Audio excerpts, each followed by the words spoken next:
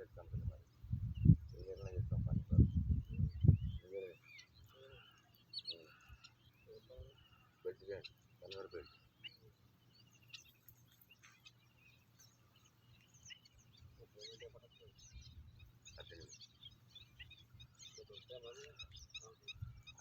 అంతా ఐటీ చేసినాం